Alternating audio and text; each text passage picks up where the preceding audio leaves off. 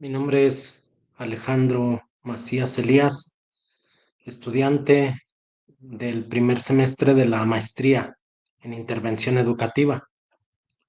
Vamos a abordar en este video una lectura de Peter Berger y Thomas Luckman.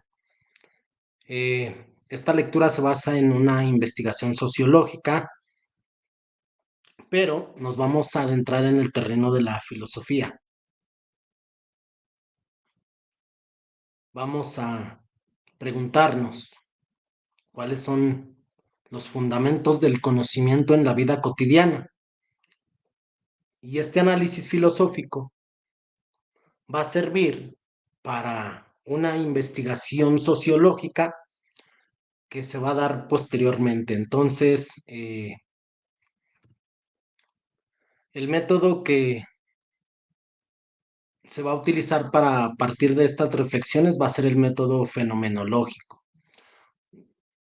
La pregunta de cuáles son los fundamentos del conocimiento se puede responder desde muchos puntos, pero el método que se va a utilizar es un freno a otras cuestiones. No nos vamos a adentrar en cuestiones ontológicas que son demasiado abstractas y que también son interesantes, pero lo que nos interesa es la experiencia del sujeto al conocer la realidad. Y este análisis lo vamos a tratar de aterrizar con la práctica educativa. Vamos a hacer ese ejercicio. Entonces, el sujeto utiliza la conciencia para percibir la realidad y esta conciencia tiene características intrínsecas. Una muy importante es el motivo pragmático. Nosotros conocemos y nos acercamos a la realidad con una intención. Y aquí me voy a regresar un poquito, porque había un filósofo llamado Immanuel Kant que decía que nuestra mente tiene ciertas herramientas para conocer el mundo. Una de ellas es el espacio y otra de ellas es el tiempo.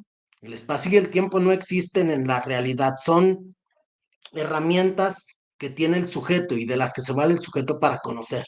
De hecho, Kant decía que no conocemos la realidad en sí. Él hacía una división entre el fenómeno y el noumeno. Lo que conocemos son los fenómenos de las cosas. ¿Por qué? Porque la realidad se construye únicamente a partir de las herramientas que tiene el sujeto para conocer. Y esta teoría filosófica es muy importante, es profunda y muy sugestiva. Imaginen que hay otra realidad que no conocemos, ajena al ser humano. El sujeto conoce la realidad de una manera muy particular y se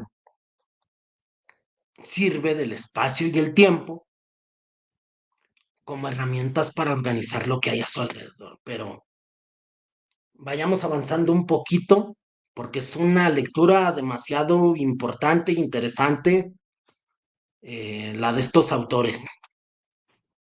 La realidad de la vida cotidiana está dividida en sectores. Y aquí sí ya nos vamos a centrar un poquito en lo que tiene que ver con el aprendizaje. Vamos a dejar las cuestiones filosóficas complejas. Centrémonos en el niño. El niño obviamente tiene una noción del espacio y el tiempo diferente a la del adulto. Él está en desarrollo, en su dimensión psicológica, pues obviamente el niño conoce su historia personal, está familiarizado con una realidad muy circunscrita. Cuando el maestro enseña dentro de su desarrollo de clase, debe de tomar en cuenta esto. Las realidades que son ajenas a la vida del niño son difíciles de aprender porque son limitadas de significado. ¿Qué es lo rico en significado para el niño? Pues es lo que pertenece a su realidad cotidiana.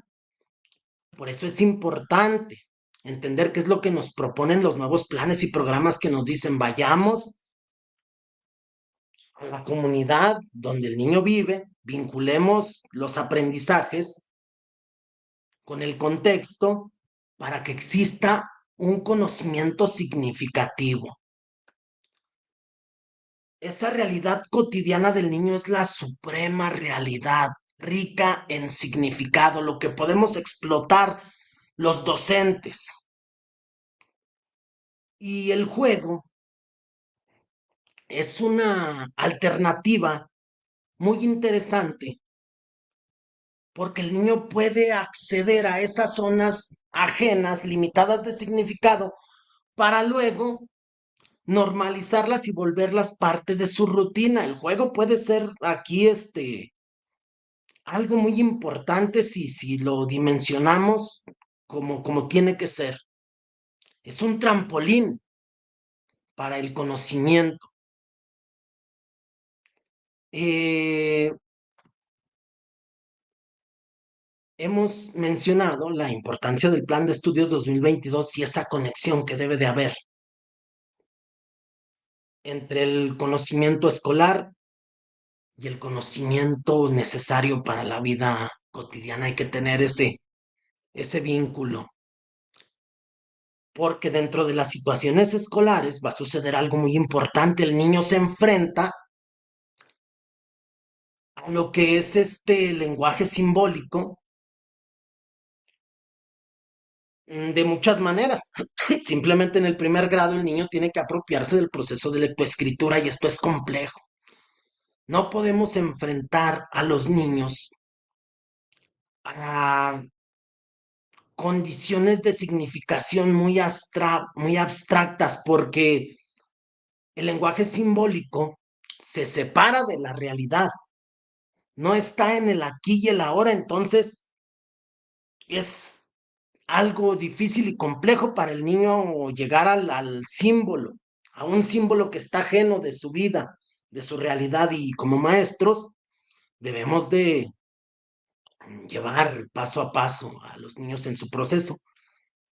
Hay algunas maestras que se valen de este tipo de indicadores, entonces es importante.